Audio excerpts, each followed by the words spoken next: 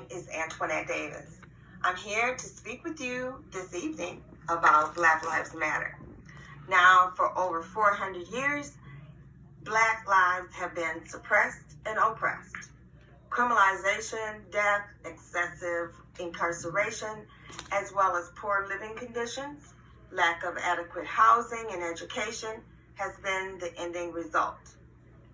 Through it all, Blacks are still striving to achieve equality and equal justice under the law.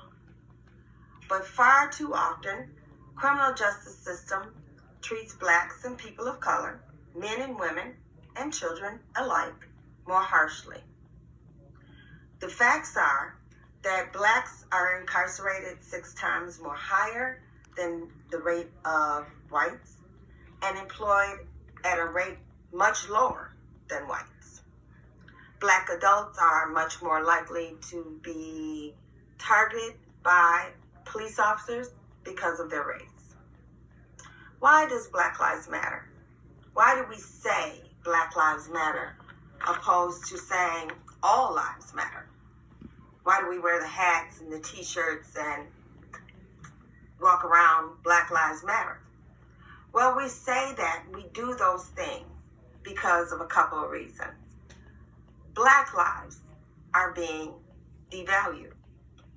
Black lives have value and we need to show it. So in saying Black Lives Matter and having the symbol, it has symbolic and cultural appeal. Black lives are the ones that are in peril at this time. While we make up only 13% of the population, we also make up about 22% of the fatal shootings by police. Blacks have been devalued and have seen very little respect for Black existence. There is about 2.8 fatalities for Blacks who find themselves in police custody. And those that are released and have been found not guilty have now a heightened sense of fear and anger against police moving forward. So then there ends up being a lack of respect for police and then subsequent lack of respect for the Black man or the Black community. Overall, there's a lack of concern or interest in the plight of Black and brown-skinned Americans. And this has been the hindrance in the Black justice. If we, the Black Americans, were valued as our white counterparts' lives are valued, the justice system would not be the way that it is for as many decades as it has.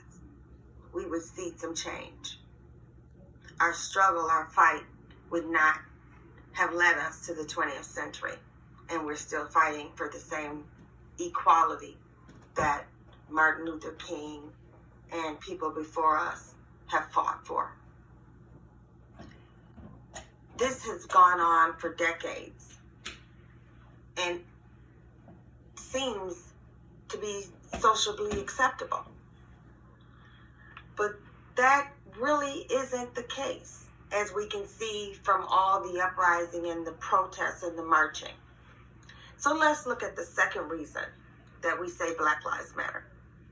The movement is symbolic and it has cultural appeal throughout the world. The protests and the uprising across the globe show the movement has gained national symbolic power. People of all races, Asians, Indians, Hispanics, even whites, all stood together, unified against the continued unjust killings of Blacks by police and others. George Floyd, Breonna Taylor, Trayvon Martin. While all of those cases are similar, they're different. George Floyd was killed at the hands of police out on the street.